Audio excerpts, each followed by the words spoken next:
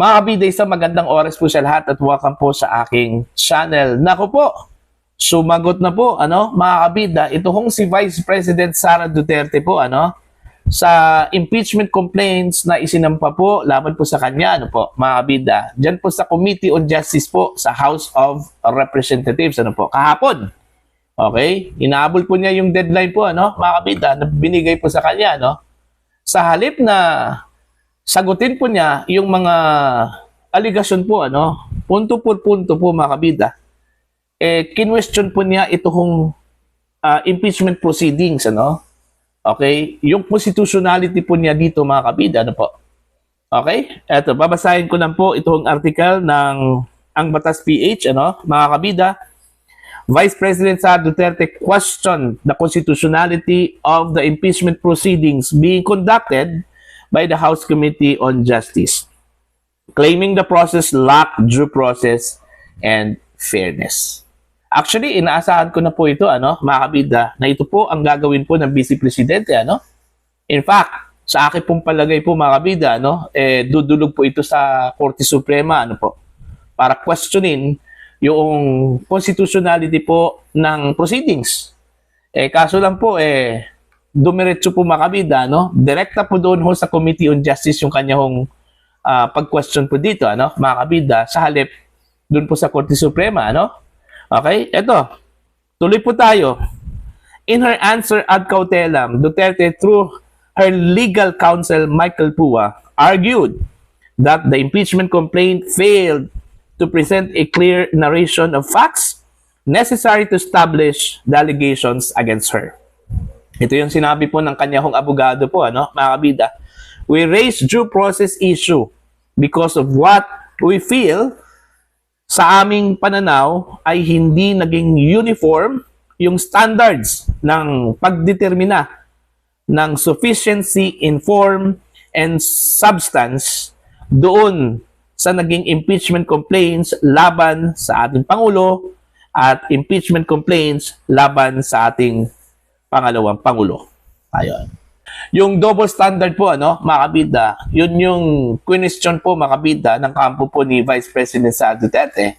Dahil magkaiba daw yung standard na ginamit doon ho sa pagdinig sa impeachment complaint laban ho kay Pangulong Ferdinand Bongbong Marcos at dito ho sa impeachment complaint, laban ho kay Vice President Sara Duterte.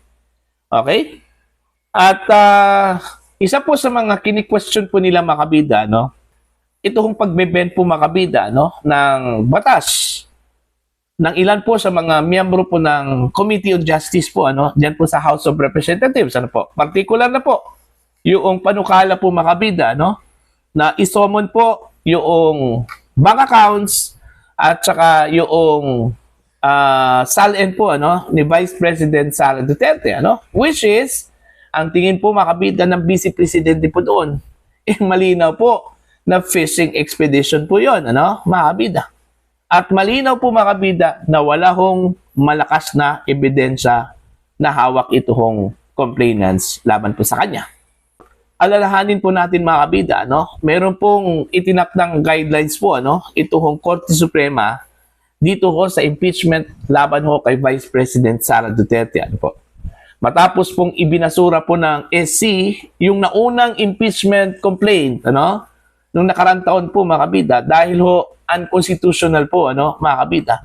At nakita po ng Korte Suprema na hindi po binigyan po ng due process po ang Vice Presidente, nilabag yung kanyang karapatan po, mga kabida. Kaya dito sa bagong impeachment complaints, na inihain po ng mga complainants at inendorso po, mga kabida, ng ilang mga kongresista dyan po sa House of Representatives, may guidelines na po silang sinunod. Okay? At dito ho sa guidelines na ito, mga kabida, kailangan pong ibigay po kay Vice Presidente yung due process at saka yung pagrespeto po ng kanyang karapatan po, mga kabida. Ito palang request po na isubpina yung kanyang bank accounts at saka yung kanyang SALN, mga kabida, malinaw na po yun, ano? Napaglabag po yun sa kanyang karapatan po, ano? Mga kabida. Diba? Tsaka pangalawa po, ang hindi ko lang po maintindihan, ano? Sa aking palagay lang po, ano? Opinion ko lang po ito. Bakit dyan po sa preliminary investigation, kailangan po magsabina? Diba? Ang kanilang i-determine lang po dyan, mga kabida, is yung probable cause, ano? Kagaya lang po yan ng piskal, ano, mga kabida, sa mga ordinaryong kaso po, ano? Ang piskal po ay hindi na po kailangan po ng ebidensya po, ano, mga kabida. Alright? Ang kailangan na po nila, kung ano man po yung nakalagay po sa pleadings, okay, ng both parties, ano, complainants at saka yung accused o yung respondent po, ano, mga kabida, doon po sila magbabase po. Kasi ang hinahanap lang po dito, mga kabida, is yung probable cause. Yung pagsubpina po, mga kabida, ng mga ebidensya, doon na po yan mangyayari sa formal trial na po, ano, mga kabida. Okay? Yung pagsubpina sa bank accounts, kung isa po sa mga ebidensya po, mga kabida, ng prosecution, yung pagkamal po ng pera, no, ni Vice President Sara Duterte sa bangko, so pwede po yon, ano? Pwede po nila isabpina po, mga kabida, yung bangko para lumabas po yung bank accounts po na, no? Para lumabas po yung bank accounts po, mga kabida, no? Ni Vice President Sara Duterte. Pero nagtataka lang po ako, dito pa lang sa Committee on Justice level po, ano, mga kabida, may mga suggestion na po, ano, na kailangan na po maglabas o mag-issue po ng subpoena ang Committee on Justice para ho sa bank accounts at saka SALN po ni VP Sara, no, mga kabida. Which is very unlikely po. Okay? Para sa akin, ano, mga kabida. Kaya nga, dito si Sara Duterte, nagulat din eh. Kung meron kayong ebidensya, no, dyan sa complaints na isinampa po nila, no, laban po sa Vice Presidente, doon pa lang sapat na po yun. Kasi hindi po beyond reasonable doubt ang hinahanap po dyan, mga kabida, kundi yung probable cause lang po. Para ma-justify po, mga kabida, na kailangan po ng full-blown trial, ano? Diyan po sa impeachment court. Diba? So, yung tuloy, ano? Kinwestiyon po ng Vice Presidente yung tila paglabag po ng due process, mga kabida, at karapatan po ng Vice Presidente, ano? Diyan po sa Committee on Justice. Okay? Ako, ina-anticipate ko na po, ano, mga kabida, based doon sa previous vlog ko po, ano, na hindi po sasagutin ni Sara Duterte punto por punto, ano, yung mga allegations. Bakit? Kasi po, pag gawin po yan ng Vice Presidente, parang binigyan na po ng clue ni Vice President Sara Duterte yung prosecution o yung complainants, ano, mga kabida, sa mga ebidensya po ng Vice Presidente. Okay? Sa strategy po ng Vice Presidente, ano? Parang kumuha po siya ng bato at pinukpok po niya, mga kabida, sa kanyang ulo, ano? Diba? Kaya, tama po ako.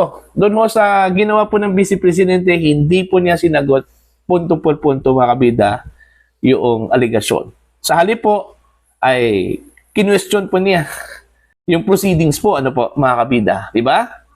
Buti nga, dyan lang po niya kinwestiyon po, mga kabida, sa Committee on Justice, hindi po sa Korte Suprema, ano? Kasi kung nagkataon po, ano, na doon sa Korte Suprema po nila, ginawa po, mga kabida, yung pag-question po, ano, ng constitutionality, yung paglabag po, ano, ng kanyang karapatan, mga kabida, baka ma-strike to po, ano, mga kabida, ito hong House of Representatives, ano po, mga kabida.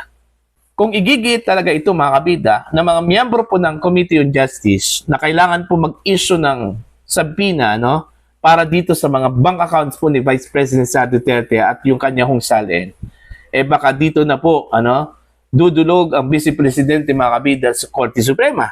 And again, babalik na naman po tayo, ano, doon po sa nauna pong ginawa po, mga kabida, ng Vice Presidente, questioning the constitutionality, ano, mga kabida, sa impeachment proceedings.